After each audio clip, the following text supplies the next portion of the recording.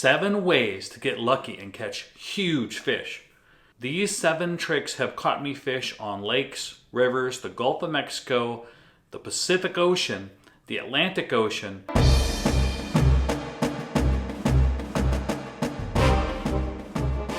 Hey everybody, I'm Captain Peterson. If this is your first time here and you believe in continuous improvement, you love outdoor adventures with your friends, and you like cool gear, don't forget to hit the subscribe button below.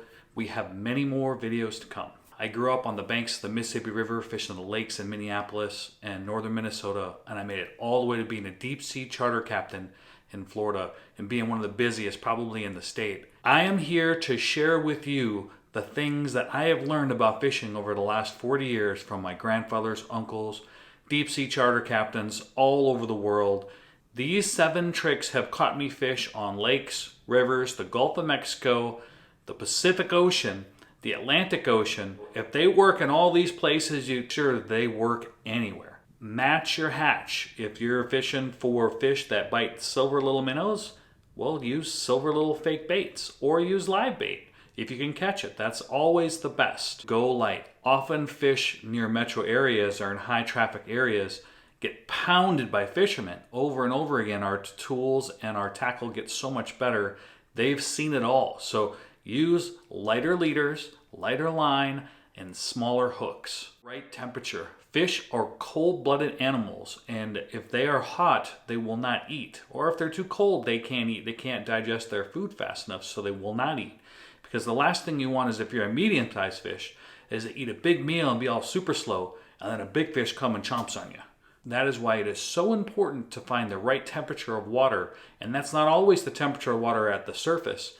Usually around 30, 40, 50 feet, there's a thermocline, and you can see it when you're diving. It gets all weird and squiggly lines. It looks like you're in like soup or something. Well, that's where the temperature changes, and that's a form of structure actually. Make sure to stick around to the end of this video so you can see the most important thing you can do to catch fish. Stable weather. Fish are very much affected by barometric pressure changes, and even the moons and the tides, so watch out for that stuff too. Those old fish and game activity things you see in the newspaper are actually pretty accurate if you look at them. The barometric pressure goes down. My buddy who's a guide, here's a link to some of the videos I've done with him. He said that he had an aquarium in his basement, and he put all the different types of fish that you can catch here in Minnesota inside this aquarium. He said during the storms, the walleyes would go from up and top all the way down to the bottom, and they just sit there and move, and he would try to feed them. They just would not eat. So there's something within fish, maybe it's their swim bladder, that makes them either feed or not feed based on the barometric pressure. Now, when that barometric pressure has risen, I've noticed offshore on the Gulf of Mexico, as soon as that storm passes, the fish will come back up and they'll be crazy hungry and they'll just feed like crazy. So barometric pressure is a good thing to look at, and whether it's falling, or if it's super low or super high, it can affect it, or if it's changing drastically, it can affect it. So you want long periods of stable barometric pressure. Find the fish's food. It sounds crazy, but if you're trying to catch a northern pike or a wahoo, you want to go where their food is. It's a very simple thing. Sometimes when you want to find the bait, you can see it jumping at the surface. You can see birds diving and going after the bait. You can see them on your depth finder at the bottom. It'll sometimes, depending upon what it looks like, just look like a ball. I mean, often I've caught this giant 100-pound amberjack when I was a charter captain. I seen this giant bait ball on the screen, and I told my dude to drop a vertical jig. It was like 180 foot of water. Drop it underneath that thing and start ripping up. And 3 pumps, bam, 100-pounder on. And it was amazing. So ambush points. Big fish are lazy. So if you're on a river and you're right under a bridge, there's probably a big fish sitting down there. Big, huge catfish live in big holes along the sides and the banks of rivers. So that's a good ambush point. Also, when you go out deep sea fishing on the wrecks, the Goliath groupers are right in the middle. If there's a hole in the hull of a wreck, that's where that Goliath grouper is, just sitting there getting big and fat and happy. The same thing goes for grouper that are smaller and medium-sized grouper too. If there's even just like a little chicken coop that people put out to attract them, they'll be sitting right inside that chicken coop because they know that nothing's going to come and eat them, but also when stuff's going to swim by looking for a place to hide, they're just going to hammer you. Other ambush points can be where the sun is going up or down and there's like a shadow on a bridge. If the sun's here and the shadow's here, the fish will wait in the shadow, and then fish will come by and whap, black because the fish can't see, the smaller bait fish can't see the difference in light. Another place to look for a change in light to help you catch more fish is when you have lights on a bridge or something, or on a boat. Sometimes fish will be attracted by those lights, so you can come up and fish the edge of that light, and the big fish will hover just on the outside of where that light is, and they'll just hammer the bait fish when they come and check it out. Especially when you're offshore and the big shrimp boats are cleaning their nets or something, these fish are used to seeing the lights and having fish and fish parts thrown off, and they come and it's a feeding frenzy. Catch a big cobia or sometimes a tuna or something, will be attracted by those lights. Also weeds. If there's a weed line, obviously it's just like a wolf in the weeds hunting, or a lion in the weeds hunting on land.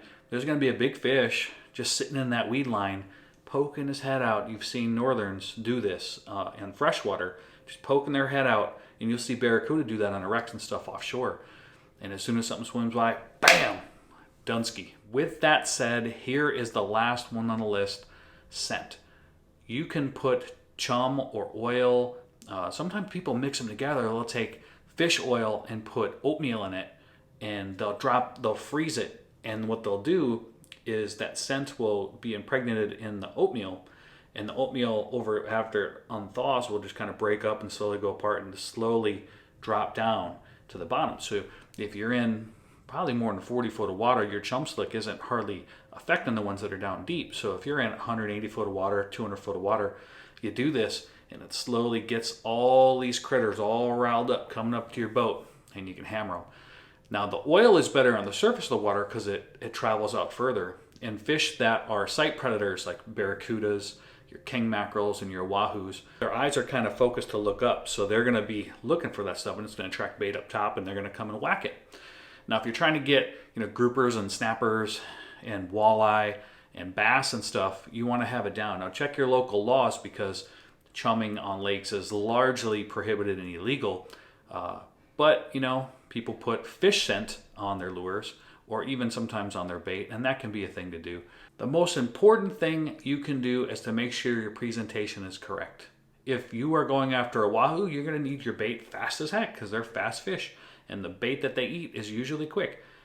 If you're going after something that's more sluggish, like a catfish, they are not something that normally chase after stuff. They usually use their nose to find bait, and they eat a lot of dead stuff and carrion and that kind of thing. Match your presentation and your speed to your fish's needs, and that doesn't just mean the bait. If you're going down a river, the fish is used to stuff traveling at a certain speed with that river, so you want to try to match it with that. Use the wind, use your boat.